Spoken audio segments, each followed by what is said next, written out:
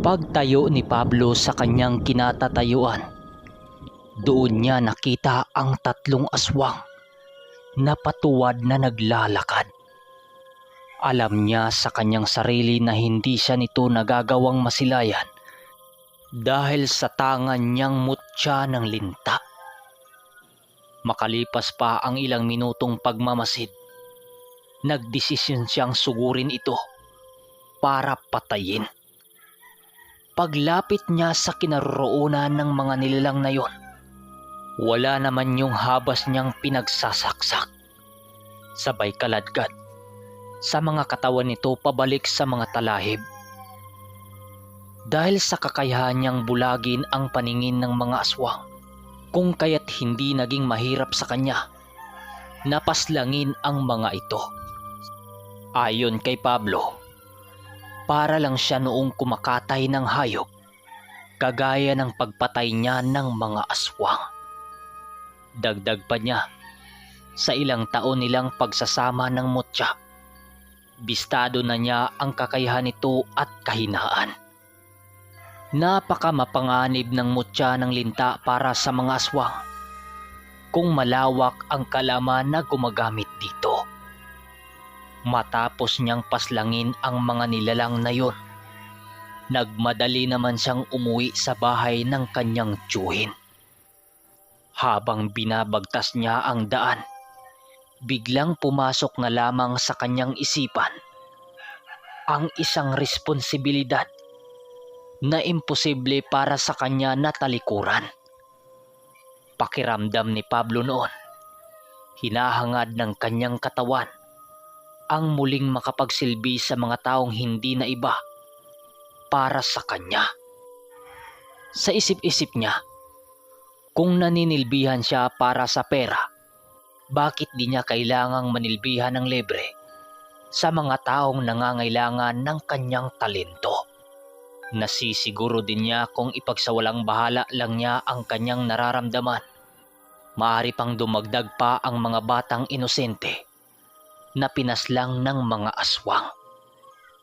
Dahil sa mga kaisipang yun, kung kaya't wala na ngang nagawa si Pablo kundi sundin ang kagustuhan ng kanyang puso. Nang makabalik na siya sa kanilang tahanan, noon ding mismong gabi, ipinangako niya sa kanyang sarili na hindi siya titigil na hindi niya malipol ang mga masamang nilalang sa kanilang lugar. Sa paglipas ng araw, naging kilabot itong si Pablo sa panig ng mga aswang. Pakiramdam noon ng mga nilalang, gabi-gabi umiikot ang kamatayan sa lugar na yon para lipulin ang kanilang uri. Hindi naman ito pinahintulutan ng matataas na uri ng kanilang lahi, kung kaya't para mapigilan ang takot nila kay Pablo sa kanilang lugar, gumawa yun ng pangkat na susupil sa kanyang kakayahan. Hindi pangkaraniwang ang tinatanga ng bawat pangkat dahil bawat isa sa mga ito ay mayroong dugo ng gapunan. Nang mapag-alaman naman niya ang tungkol dito, hinahanap niya ng hinahanap ang mga nilalang na yon hanggang sa dumating ang puntong nagkasalubong na nga ang kanilang mga landas. Isang gabi ng Huwebes, habang naglalakad si Pablo sa masukal na daan na nagdudugtong sa dalawang baryo, nasipat niya ang 10 kataong naglalakad papalapit sa kanyang kinaroroonan. Pagharap ng mga ito, bigla naman niyang napansin na nagawa na siya nitong masilayan kahit nakataas na ang bisa ng kanyang mutya. Dahil sa kanyang nararamdaman, minabuti niyang ibaba ang kanyang pananggalang upang kampanting makipag-usap sa mga nilalang. Pagbungad niya sa harapan ng mga ito, bigla naman yung napaatras nang sa hindi malamang dahilan. Maya-maya pa, bigla namang umangil ang pinuno ng pangkat na yun habang nagwiwika sa kanya ng, "Ikaw ba ang pumatay sa aming mga kauri?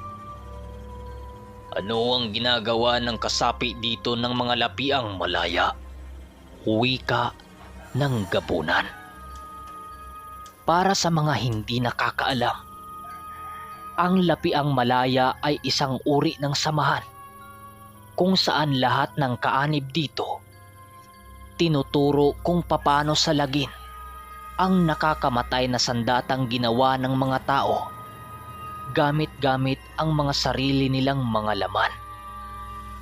Marami silang samahan ngayong pangkasalukuyan, ngunit sa kasamang palad, buwag na ang samahang ito at umiral na lamang ang kanilang mga aral sa mga taong minsang naging kasapi dito. Matagal nang tumiwalag doon si Pablo. Gawa ng ang pakay lamang niya sa pagkaanib dito kung papaano magkaroon ng ganong uri ng abilidad. Nang malaman na niya ang sikreto nito, naglaho na lamang siyang parang bula sa samahan. Doon na rin nag-umpisa ang kanyang panunungkulan sa isang pamilyang nagbabayad ng mga mamamatay tao para paslangin ang kakupitensya nito sa negosyo. Dahil sa aral at husay ni Pablo na pumatay, kung kaya't siya lamang ang tumagal sa pamilyang yon. Sa kanyang misyon, narating na niya ang iba't ibang lugar ng Pilipinas para hanapin ang mga taong inuutos sa kanya ng kanyang amo. Matapos niyang marinig ang mga sinabi ng nilalang, napangisi lang naman siya habang sumasagot dito ng, "Hindi ko alam na malawak din pala ang saklaw ng dati kong kinaaniban." Para malaman mo, kaibigan, matagal na akong tumiwalag sa samahang yan. Subalit hindi ko maaring ipagkaila sa iyo. Kabilang ako sa membro nilang na may husay na kakayahan ukol sa aral na kanilang sinisiwalat. Nais mong malaman? Pwede mo kong subukan. Yun nga lang, hindi ko masisiguro sa iyo kung makakaligtas ka pa sa oras na sinubok mo ang tangan ko. Dahil sa kanyang sinabi, bigla naman siyang pinapalibutan ng mga yon at kasabay nito ang buong pagsunggab nito sa kanyang kinaroroonan. Bago pa man tumalab sa kanya ang matatalas na kuko ng mga gabunan, agad naman niyang inihipa ng dasal ang mutya ng linta na siyang naging sanhi upang dumulas sa kanyang balat ang dulong parte ng kuko ng mga gabunan.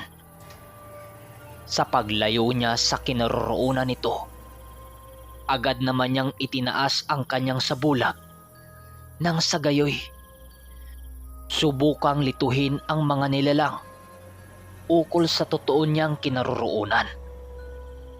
Paglaho ng kanyang anyo sa harapan nito, dali-dali naman niyang binunot ang kanyang punyal at walang pagdadalawang isip na sinaksak ang isa sa mga gabunang yon. Sa pagbagsak nito sa lupa, agad naman siyang lumundag sa likod nito, sabay tahak ng daan patungo sa isa nitong kasama.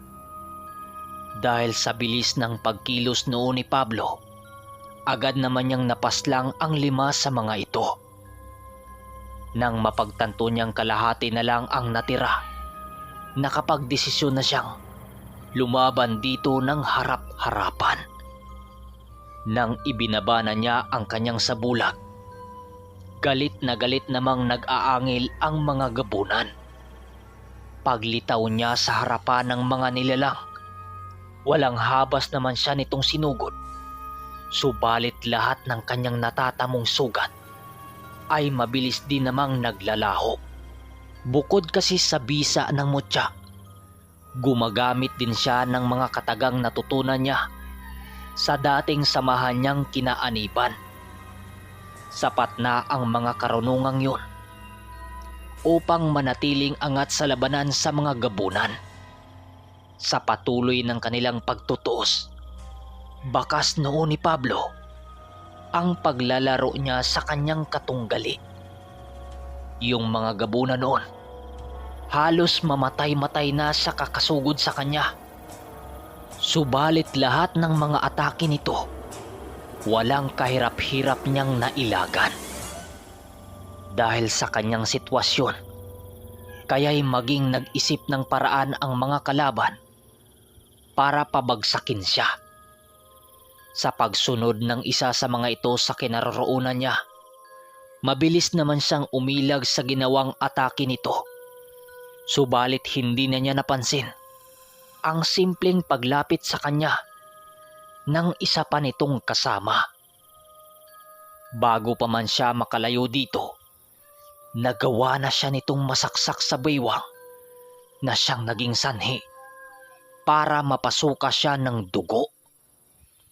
Paghugot ng gabunan sa matatalas nitong kuko, agad naman niya yung inundaya ng punyal sa dibdib na mabilisan namang tumagos sa likod nito. Dahil sa saksak na tinamo ng nilalang na yun, kung kaya't mabilis din naman itong nawala ng buhay. Bago pa man yun tuluyang bumagsak sa lupa, gulat naman ang tatlo nitong kasama nang bigla-bigla na lang umusok ang sugat ni Pablo. Halos kisap mata lang noon ang naging pagitan nang biglang maglaho ang sakit na nararamdaman nito sa kanyang sugat. Paghawi niya sa dugo na naroon sa kanyang bunganga, ngumisi lang naman siya sa mga nilalang na yon. Habang nagwiwi ka ng, "Sa kahit na anong aspeto, wala kayong tsansang manalo. Isa lang ang makapagligtas sa inyo, at yun ay ang ikubli ang inyong mga buntot habang dahan-dahang lumayo sa lugar na ito. Ito ang tandaan ninyo, hanggat nabubuhay ako rito, hindi ko pahintulutan ang sinuman sa lahi nyo na basta-basta na lamang mangambala ng ordinaryong tao." Nang marinig naman yun ng mga gabunan, napilitan na yung umatras, bit-bit ang mga bangkay ng kanilang kasama. Magmula noon, hindi na naramdaman ni Pablo ang presensya ng mga aswang sa kanilang lugar. Pati ang mga sumunod na baryo, naglaho na lang ang mga aswang na para bang bula. Magamat hindi niya alam ang napagkasunduan ng angkan ng mga aswang, isa lang ang kanyang pinanghawakan at yun ang pagkakaroon ng kapayapaan sa kanilang lugar laban sa mga nilalang na yun. Makalipas pa ang mga buwan, biniyayaan ng malusog na sanggol ang kanyang pinsan. Labis naman itong ikinatuwa ni Pablo dahil ayon sa asawa nito, isa yon sa pangarap nitong matagal nang inaasam. Hanggang sa tumanda na lamang si Pablo sa lugar na yon, wala pa ring nakakaalam ukol sa kanyang pagkatao, maliban lang sa kanyang pamilya, lalo na sa tinatangan niyang mutya na naging bansag noon, na mutya na kinakatakutan ng mga aswang. Okay, hanggang dito na lang ang ating kwento. Ito na ang pagtatapos, part 2. Kung nagustuhan nyo ang ating kwento ay huwag nyong kalimutang mag-like at mag-comment sa baba kung may alam ba kayo sa ganyang mutya na mutya ng linta. Alam ko, nakukuha ang ganyang mga mutya nasa sapa, minsan sa palayan. Sa mga nakakatanda dyan, siguro alam nyo to ang kwento na ito.